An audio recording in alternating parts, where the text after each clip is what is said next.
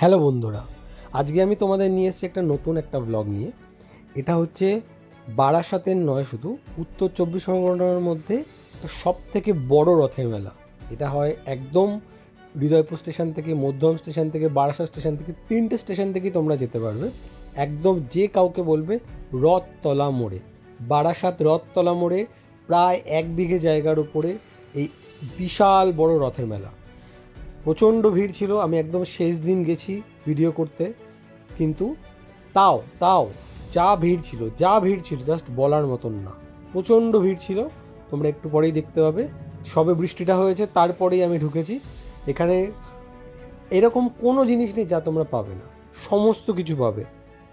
গাছ থেকে শুরু করে, পান থেকে শুরু করে, ঘরের সমস্ত দরকারি জিনিসপত্র, এছাড়া খাওয়া দাওয়ার তো সম্ভার আছেই।